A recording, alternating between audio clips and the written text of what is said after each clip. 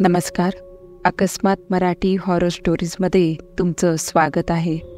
आज पुन्हा एकदा मी तुमच्यासाठी एक अद्भुत, अलौकिक आणि रहस्यमय अशी कथा घेऊन आली आहे. पण कथेला सुरुवात करण्याआधी जर तुम्ही चॅनलवर नवीन असाल तर चॅनलला सबस्क्राईब नक्की करा.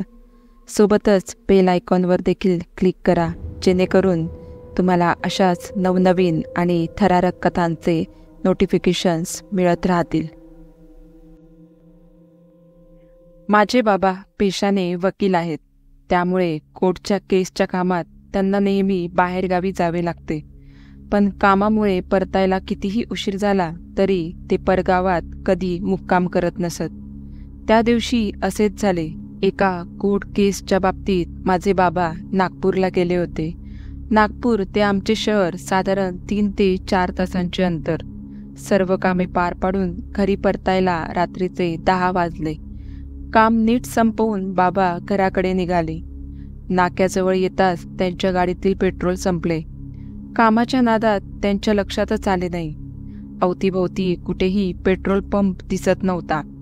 आता काय करायचे याच्या विचारात असतानाच त्यांना तेथील पोलीस स्टेशन दिसले. हायकोर्टचे वकील असल्यामुळे बाबाची पंचक्रोशीतील पोलीस स्टेशनात चांगली ओळख होती. काही मदत होईल म्हणून बाबा पोलीस स्टेशनात गेले. सुदैवाने तेथील PSI ओळखीचेच निघाले. पण दुर्दैवाने आज पेट्रोल पंपवाल्यांचा संप असल्याचे कळाले.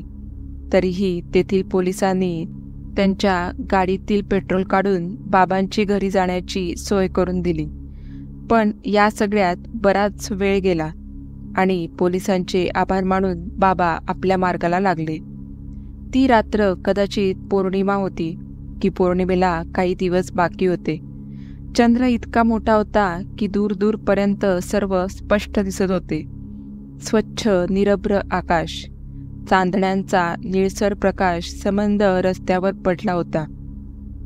12-1ची वेळ असेल. नागपूर आता खूप मागे पडले होते. बाबा आता एका निर्मनुष्य रस्त्याला होते.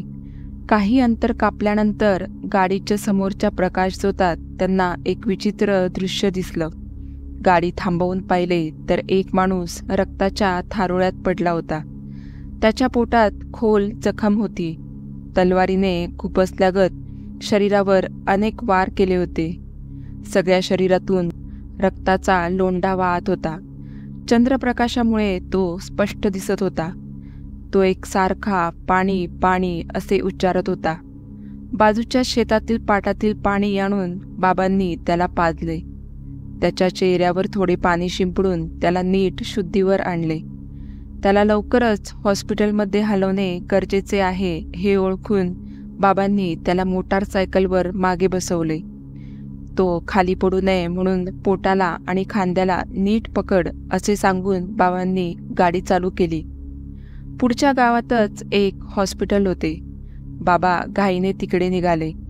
तो शुद्धीवर राहावा म्हणून बाबा एकसारखे त्याच्याशी बोलत होते, पण तो काहीच बोलत नव्हता. आता ते गाव काही अंतरावर असतानाच बोलता बोलता अचानक बाबांना तो गाडीवर नसल्याचे जाणवले. गाडी थांबवून मागे पाहिले तर तो मागे नव्हताच. रस्त्यावर दूरवर नजर टाकली तर लांबपर्यंत कुणीच नव्हते. बेशुद्ध होऊन कुठे पडला की काय हे पाहण्यासाठी बाबा मागे फिरले. त्या प्रकाशात जिथपर्यंत नजर जात होती तिथे रस्त्यावर कुठेच कोणी दिसत नव्हते. त्याला शोधत ते खूप मागे आले. कुठे गेला काही कळायला मार्ग नाही. मागे येत असताना अचानक काही अंतरावर मानवाकृतीसारखे दिसले. घाई करून बाबा तेथे गेले आणि पाहिले तर तोच माणूस.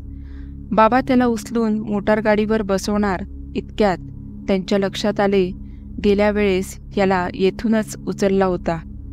याच समोरच्या पाटातून पाणी पाजले होते. परत हा येथे कसं काय? नाही, भास होत असेल असा विचार करून त्याला पुन्हा गाडीवर बसवले. पण यावेळेस नागपूरच्या मोठ्या हॉस्पिटलमध्ये नेऊ असा विचार करून बाबा नागपूरकडे निघाले. पण यावेळी बाबा त्याच्याशी बोलत नव्हते. त्यांच्या मनात वेगळेच विचार चालू होते. मगाशी हा माणूस कधी पडला आणि परत त्याच जागेवर कसा आला? त्यांना आता हा काहीतरी वेगळा प्रकार असल्याचे वाटत होते. तो माणूस अजूनही मागे असल्याचे त्यांना जाणवत होते. त्याच्या रक्ताने त्यांचे सगळे कपडे माखले होते. बाबांना आता भीती वाटत होती. त्यांच्या सर्व अंगाला भीतीने घाम फुटला.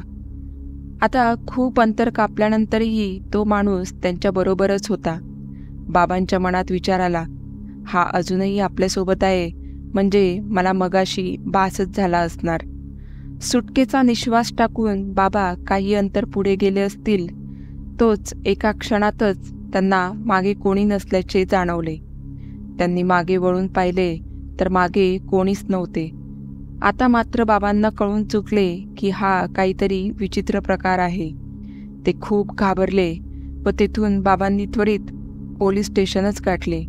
तिथे जाऊन त्यांनी घडलेली सगळी हकीकत सांगितली. आपले रक्ताने माखलेले कपडे दाखवण्यासाठी कपड्यांकडे पाहिले तर त्यावर रक्ताचा एकही डाग नव्हता. सगळ्यांना कळून चुकलं की हा काय प्रकार होता. बाबांनी त्या दिवशी त्याच शहरात मुक्काम केला व दुसऱ्या दिवशी घरी येऊन आम्हाला या घटनेविषयी सांगितले. तेव्हा आम्हा सर्वांच्या अंगाचा देखील थरकाप उडाला. तर मित्रांनो, आजचा हा अनुभव तुम्हाला कसा वाटला हे मला कमेंट करून नक्की सांगा. आणि व्हिडिओ आवडला असल्यास चॅनलला लाईक आणि सबस्क्राईब नक्की करा. भेटूया पुढच्याच अशा एका थरारक अनुभव घेऊन. तोपर्यंत धन्यवाद.